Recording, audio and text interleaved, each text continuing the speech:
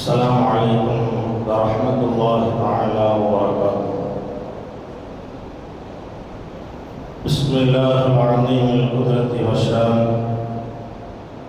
شديد البطش والبرهان حافظ الدين والقرآن ما شاء الله كان وما لم يشأ لم يكن لا حول ولا قوة إلا بالله العلي العظيم. الحمد لله نحمده ونستعينه ونستغفره ونؤمن به ونتوكل عليه ونعوذ بالله من شرور أنفسنا ومن سيئات أعمالنا. من يهده الله فلا مضل له ومن يضلل فلا هادي له. ونشهد أن لا إله إلا الله وحده لا شريك له. ونشهد أن سيدنا ونبينا ومولانا محمدا عبده ورسوله أرسله بالحق بشيرا ونذيرا وداعيا إلى الله بإذنه وسراجا منيرا. أما بعد فقد قال الله تعالى في القرآن العظيم والفرقان المجيد. فأعوذ بالله من الشيطان الرجيم بفضل بسم الله الرحمن الرحيم. ورفعنا لك ذكرك. فقال نبينا صلى الله عليه وسلم إنما بعثت رحمة. صدق الله وصدق رسول الله صلى الله عليه وسلم. புகழ்வாழ்வு புனிதன் பெற ஃபுர்கானை புதுக்கெடுத்த பேருபகாரி அல்லாஹ்வுக்கு அனைத்து புகழும் உரித்தாகட்டுமாக. யாரை படைக்காவிட்டால் வையகத்தையே நான் படைத்திருக்க மாட்டேன் என்று இறைவன் பறைசாட்டினானோ அப்படிப்பட்ட நாயகத் திருமேனி ஸல்லல்லாஹு அலைஹி வஸல்லம் அன்னவர்கள் மீதும் அன்னவர்களின் வாழ்க்கை நெறிகளை தங்களுடைய வாழ்க்கையில் கடுகளவும் பிசகாது பின்பற்றி ஒழுகிய அருமை சஹாபாக்கள் மீதும் தாபியீன்கள் தபஅத் தாபியீன்கள் இமாம்கள் அவுலியாக்கள் ஷுஹதாக்கள் நாதாக்கள் நல்லவர்கள் நம்மவர்கள் குறிப்பாக புனிதம் நிறைந்த இந்த ஜுமாவினுடைய மஜ்லிஸிலே அமர்ந்திருக்கும் நம் அனைவர்கள் மீதும் அல்லாஹ் தஆலாவின் சாந்தியும் சமாதானமும் என்றென்றும் நின்று நிலவட்டுமாக. இறைவனின் இறையில்லமாம் திரு கஅபா ஷரீஃபையும் இறை தூதுவரின் பூங்காவனம் ரௌலா ஷரீஃபையும் புனிதம் நிறைந்த பைத்துல் முகத்தஸையும் திரும்ப திரும்ப குடும்பத்தோடு சந்திக்கிற நசீபை வல்ல ரஹ்மான் நமக்கும் நம்மை சார்ந்த அனைவர்களுக்கும் தந்து அன்புரிவானாக. புனிதமான இந்த ஜுமாவுடைய மஜ்லிஸிலே நாம் எல்லாம் எப்படி ஒன்று கூடி அமர்ந்திருக்கிறோமோ இதுபோன்று நாளை சுபனத்தில் நபிகள் நாயகம் ஸல்லல்லாஹு அலைஹி வஸல்லம் அன்னவர்களோடு ஒன்று கூடி அமரக்கூடிய பாக்கியத்தை வல்ல ரஹ்மான் நம் அனைவர்களுக்கும் தந்து அன்புரிவானாக. எந்த கலிமாவை ஏற்று இந்த உலகத்திலே நாம் நம்முடைய வாழ்க்கையை நடாத்தி கொண்டிருக்கிறோமோ அக்கலிமாவின் பிரகாரம் வாழ்ந்து மரணிக்கக்கூடிய வேளையில் லா இலாஹ இல்லல்லாஹ் முஹம்மதுர் ரசூலுல்லாஹ் என்ற கலிமாவை மொழிந்த நிலையில் மரணிக்கக்கூடிய நல்ல நசீபை வல்ல ரஹ்மான் நம் அனைவர்களுக்கும் தந்து அருள்புரிவானாக என்ற துஆவோடு இந்த ஜுமாவுடைய பிரசங்கத்தை நான் துவக்கம் செய்கிறேன். கண்ணியத்திற்கும் மரியாதைக்கும் உரிய அல்லாஹ்வின் நல்லடியார்களே, அருமை இஸ்லாமிய பெரியார்களே,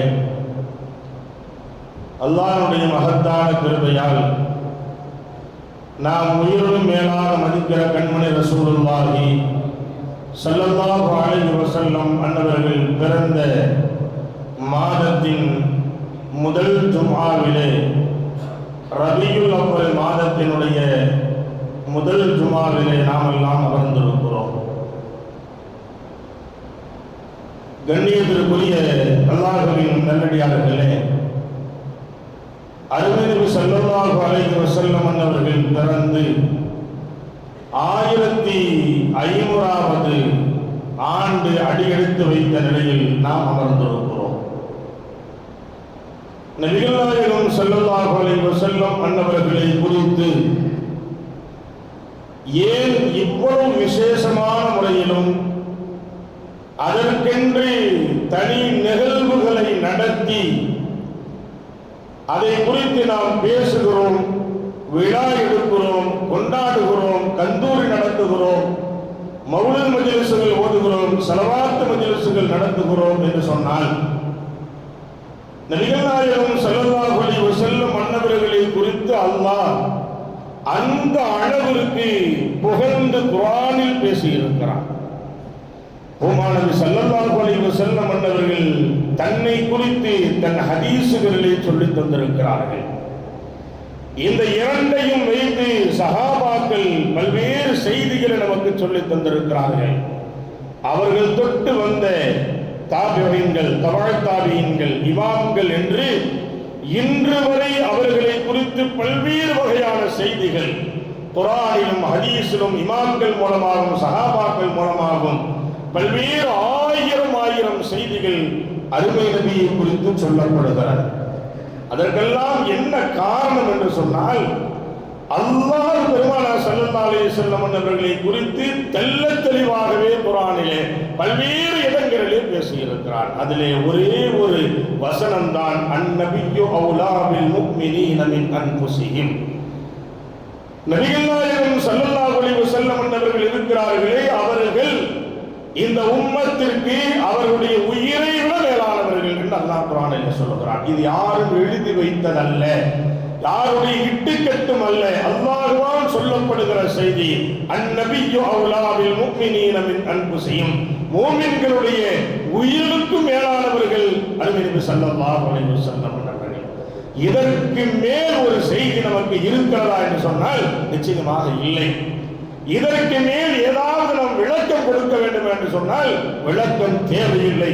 அதற்கு பிறகு 1000 செய்திகள் நமக்கு வந்தாலும் சரி, நூற்றுக்கணக்கான ஆயத்துகள் அதற்கு நமக்கு சொல்லித் தந்தாலும் சரி, அத்தனையும் சேர்த்து முழுங்கிக் கொள்ளுகிற ஒரு ஆயத்து தான் அந்நபியு அவுலா பில் முஃமினீன மின் அன்ஃபுஸிஹிம். கண்ணியத்திற்குரிய பெருமக்களே, நம் உயிரிலும் மேலானவர்கள் ரசூலுல்லாஹி ஸல்லல்லாஹு அலைஹி வஸல்லம். வேறொரு வசனத்திலையும் கூட அல்லாஹ் இப்படி சொல்லுவான், வரஃபஅனா லக திக்ரக். நபியே நாயகமே, உங்களுடைய கண்ணியத்தை, மகிமையை, அந்தஸ்தை நாம் உயர்த்தி வைத்திருக்கிறோம் என்று அல்லாஹ் சொல்லுகிறான். யாருக்கும் சொல்லவில்லை, எந்த நபிக்கும் சொல்லவில்லை, எந்த ரசூலுக்கும் சொல்லவில்லை. நபிகள் நாயகம் ஸல்லல்லாஹு அலைஹி வஸல்லம் அன்னவர்களுக்கு மட்டும் அல்லாஹ் சொன்ன செய்தி, வரஃபஅனா லக திக்ரக். நபியே நாயகமே, உங்களுடைய கண்ணியத்தை நாம் உயர்த்தி வைத்திருக்கிறோம், உங்களுடைய மரியாதையை நாம் உயர்த்தி வைத்திருக்கிறோம் என்று அல்லாஹ் சொல்கிறார். அப்படி என்றால் பெருமானார் ஸல்லல்லாஹு அலைஹி வஸல்லம் அவர்களுடைய அந்தஸ்துகள் என்பது, மரியாதை என்பது சாமானியமானதல்ல. எனவேதான் அந்த பெருமானாரை குறித்து நாம் பேசுகிறோம், புகழுகிறோம், பாடுகிறோம், எல்லா பெருமானாரை குறித்து நாம் செய்கிறோம் என்று சொன்னால் எல்லாமே அல்லாஹ் நமக்கு சொல்லித் தந்தது, குர்ஆன் நமக்கு சொல்லித் தந்தது. ஸல்லல்லாஹு அலைஹி வஸல்லம் சொல்லுவார், நமக்கெல்லாம் தெரிஞ்ச செய்தி, ஐயுக்கும் மிஸ்லி, உங்களை என்னை போன்று உங்களில் யார் இருக்கிறான் கேட்டாங்க ஸல்லல்லாஹு அலைஹி வஸல்லம். என்னை போன்று உங்களில் யார் இருக்கிறார்? யாரும் இல்லை. பெருமானாரை போன்று உலகத்தில் யாரும் இல்லை. அல்லாஹ் அப்படி யாரையும் படைக்கவில்லை. தோற்றம் இருக்கலாம், நிறம் இருக்கலாம், மொழி இருக்கலாம், ஆனால் அந்தஸ்து என்று சொல்லுகிற ஒரு ஆத்மார்த்தமான ஒரு நிலையில் அருமை நபி ஸல்லல்லாஹு அலைஹி வஸல்லம் அவர்களை அல்லாஹ் படைத்திருக்கிறார். அதனால தான் பெருமானார் ஸல்லல்லாஹு அலைஹி வஸல்லம் அவர்கள் சொல்லுவார்கள், அவ்வளவு மா ஹலக்கல்லாஹு நூரி வ குல்லு ஷைஇன் மின் நூரி. முதலே அல்லாஹ் என்னுடைய ஒளியை படைத்தான், அந்த ஒளியில் இருந்தான் உலகத்தில் உள்ளவையை படைத்தான்.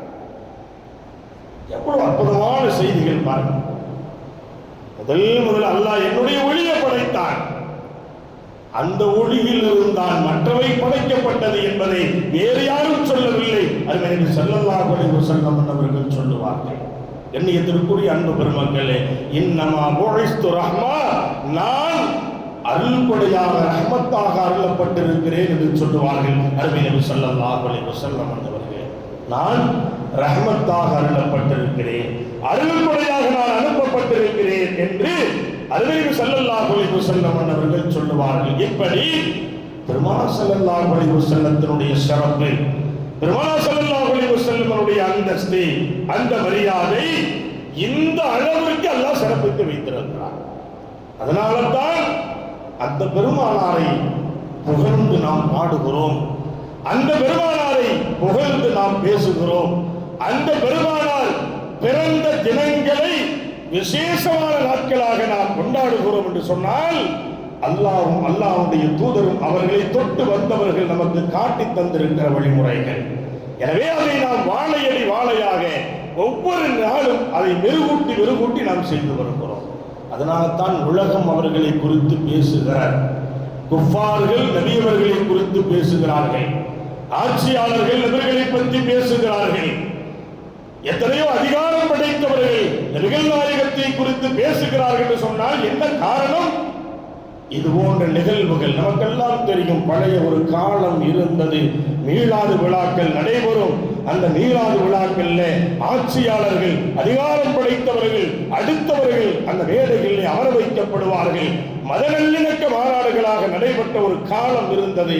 இடையில் தடைபட்டிருந்தாலும் கூட இன்றைக்கு மீண்டும் அது சூடு பிடித்திருக்கிறது. எல்லா பகுதிகளிலும் அது நடைபெற்று வருகிறது.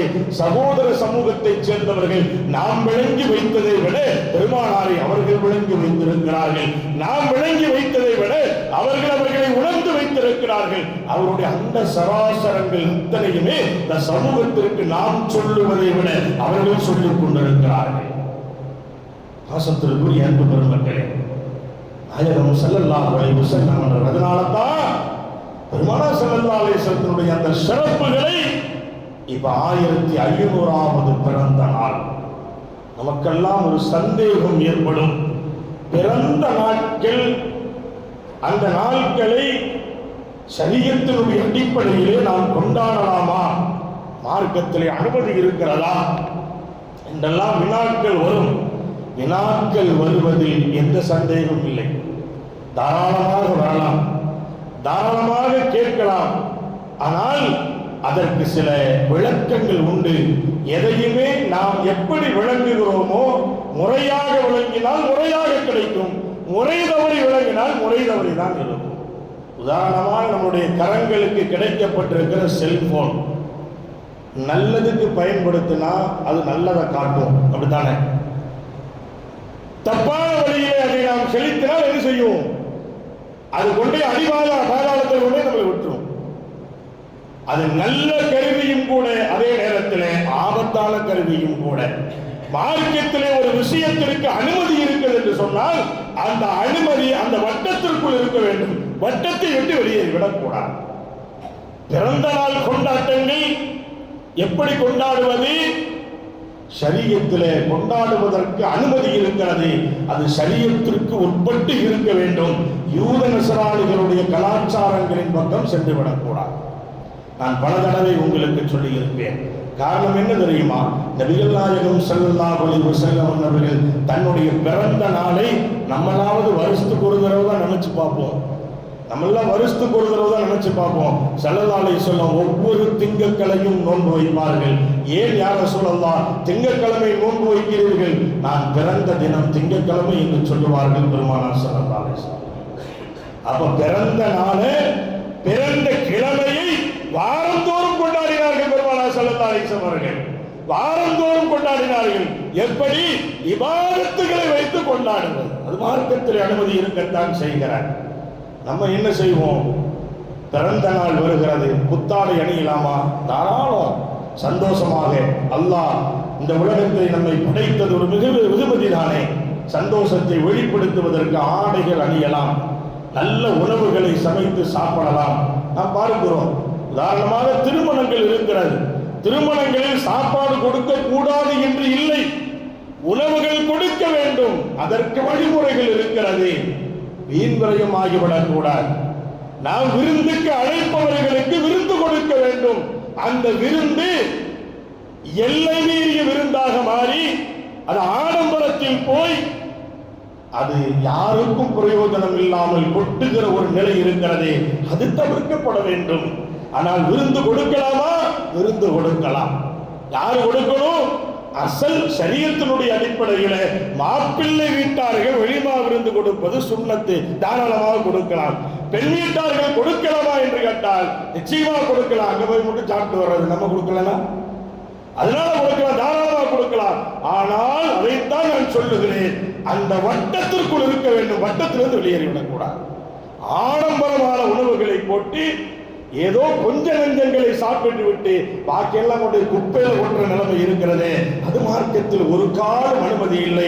ஆக எல்லா விஷயத்திற்கும் அனுமதி இருக்கிறது, அது முறை தவறி விடக்கூடாது.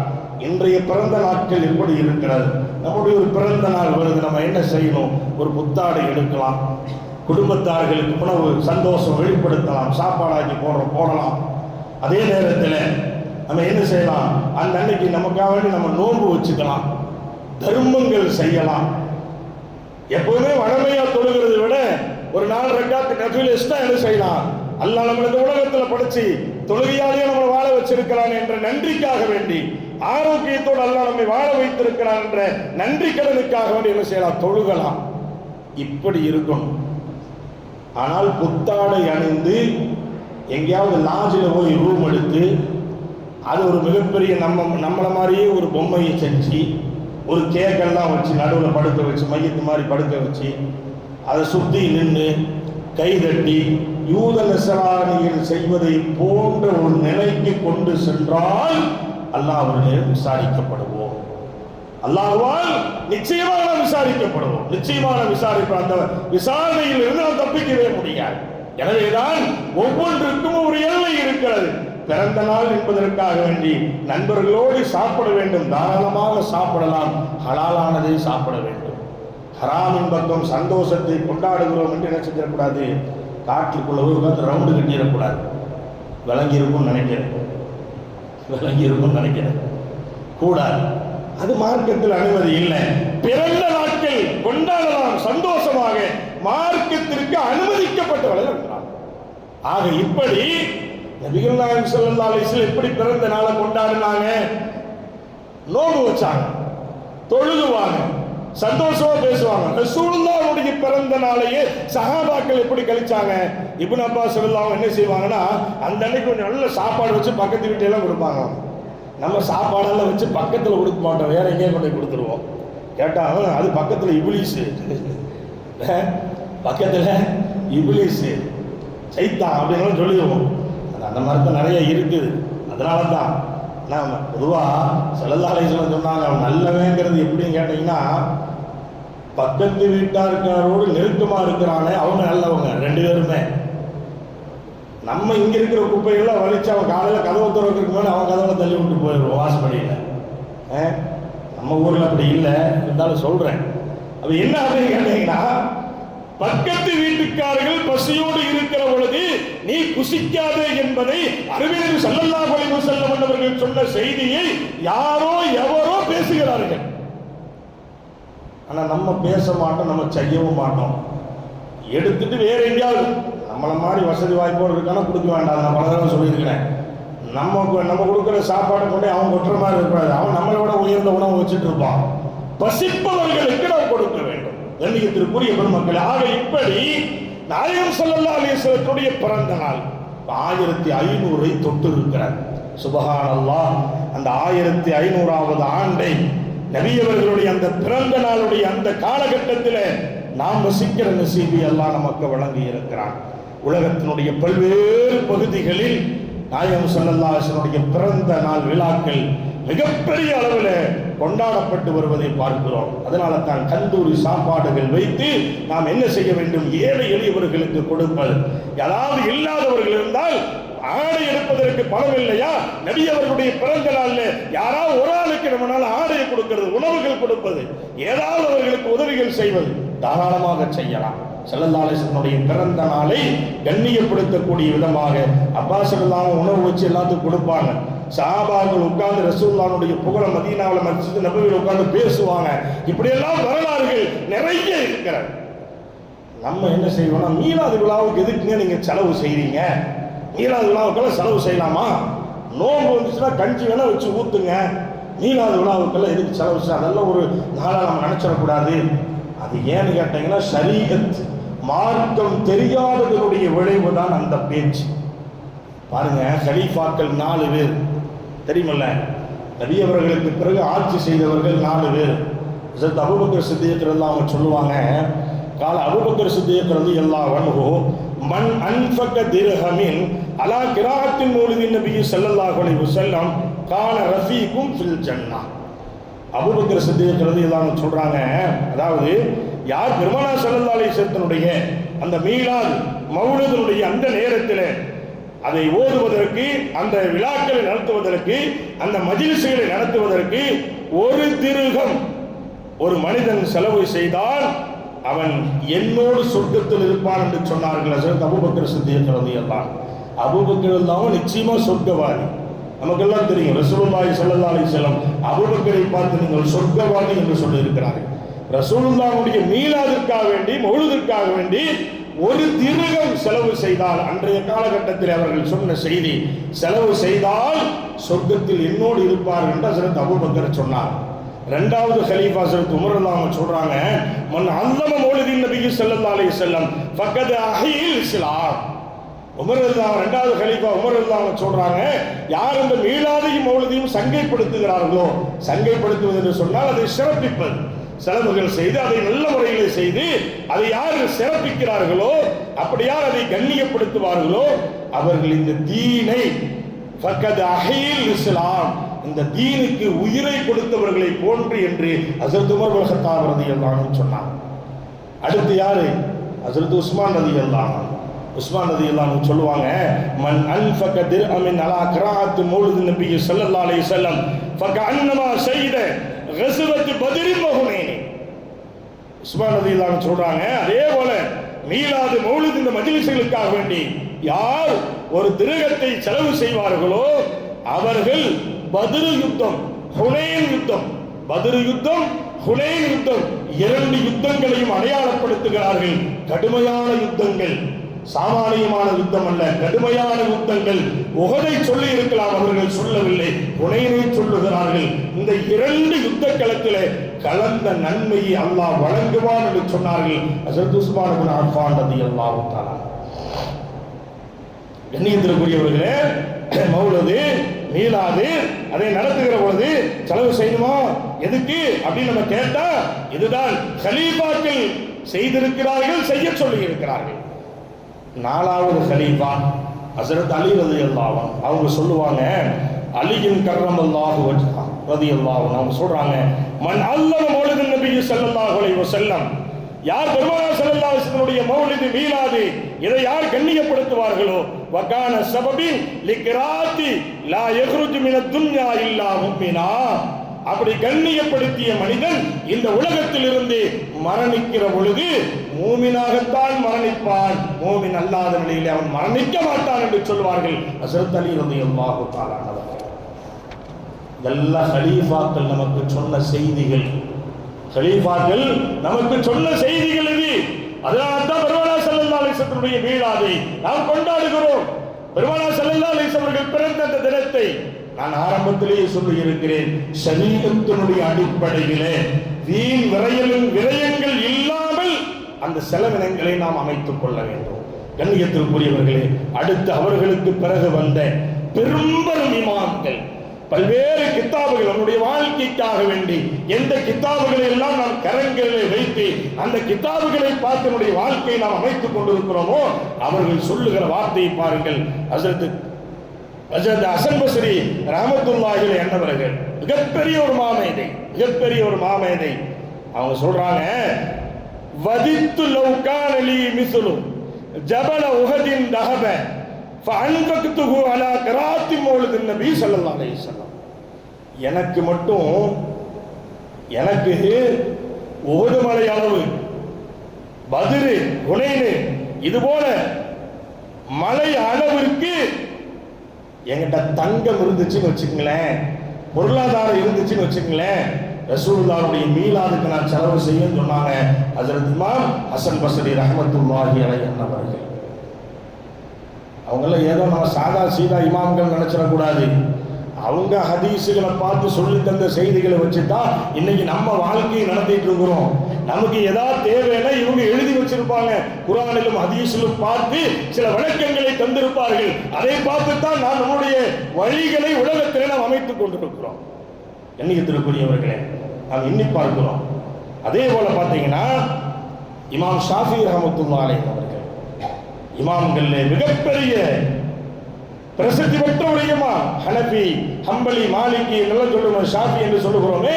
இமாம் ஷாஃபி ரஹ்மத்துல்லாஹி அலைஹி சொல்றாங்க, மன் ஜமஅ லி மௌலிதின் நபி ஸல்லல்லாஹு அலைஹி வஸல்லம் இஹ்வானன் வ ஹம்பா வ தஆமன் வ அஹ்லா மகானன் வ அமில இஹ்சானன் வ சாரன் சபபன் லிக்ராத்தி பஸல்லாஹு யௌமல் கியாமா மஅ ஸித்தீகீன வ ஷுஹதாஇ வ ஸாலிஹீன்.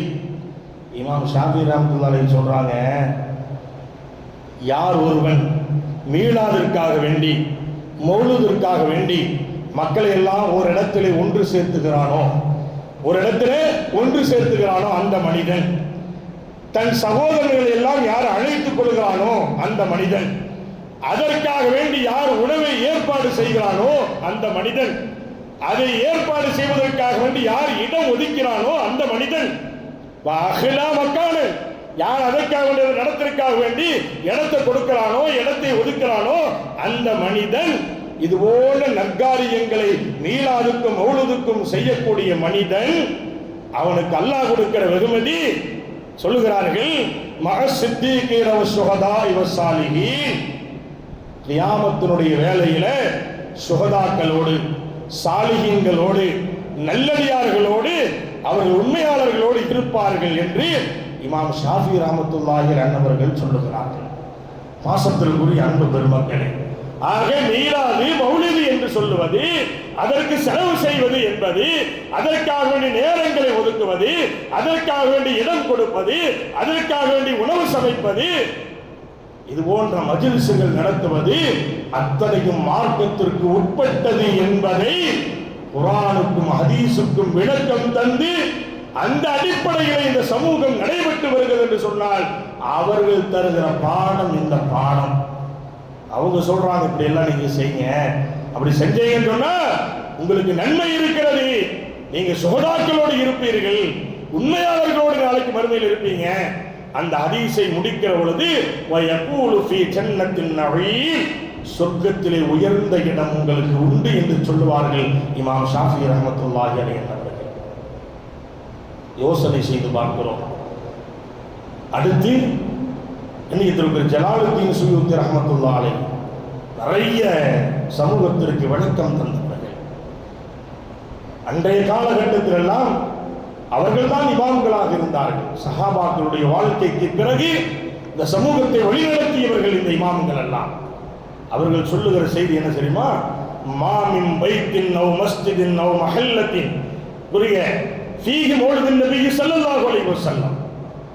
அவங்க சொல்றாங்க, எந்த இடத்துல, எந்த வீட்டில், பள்ளியில், மஹல்லாவில், எந்த இடத்துல நபி அவருடைய மீலாது மௌலிது மஜ்லிஸ் நடைபெறுகிறதோ, அவருடைய புகழ்கள் பேசப்படுகிறதோ, அதற்காக வேண்டிய இடம் ஒதுக்கி ஏற்பாடு செய்திருக்கிறார்களோ, அப்படி செய்தால் அவர்கள் சொல்லுகிற அந்த அவர்கள் அமர்ந்திருக்கிற அந்த இடம் மலக்குகளை கொண்டு அது சூழப்பட்டு விடும் என்று சொல்லுகிறார்கள் ஜலாலுத்தீன் சுயூத்தி ரஹ்மத்துல்லாஹி அலைஹி அவர்கள். அந்த இடத்துல மலக்குகள் நிரம்ப இருப்பார்கள். ஆனா நம்ம என்ன செய்யறோம்? மௌலூது நடக்க ஆரம்பிச்சு ஒரு வாரம் ஆச்சு. ஒரு வாரம் 4-5 நாள் ஆகிவிட்டது. ஒரு வாரம் சொன்ன முத்தவழி என்னன்னு பார்க்குறாரு. அஜித் என்னடா ஒரு வாரம் சொல்லிட்டாரு, 5 நாள் தான் ஆச்சு அப்படின்னு. மஹல்லால எத்தனை பேர் இந்த மஜ்லிஸ்ல நம்ம வந்து உட்காரோம்? யோசனை பண்ணி பாருங்க. எத்தனை பேர் இந்த மஜ்லிஸ்ல நம்ம உட்காரோம்? எத்தனை பேர் இந்த மஜ்லிஸை நாம் கண்ணியப்படுத்தி இருக்கிறோம்? மஹல்லாவில் இருக்கக்கூடிய நாம் எத்தனை பேர் இதில் கண்ணியப்படுத்தி இந்த மஜ்லிஸில் நம்ம வந்து உட்கார்ந்துருக்கிறோம்? ஒவ்வொருவர்களும் உங்களுடைய நெஞ்சுகளிலே கை வைத்து நீங்கள் ஒவ்வொருவர்களும் சிந்திக்க வேண்டும்.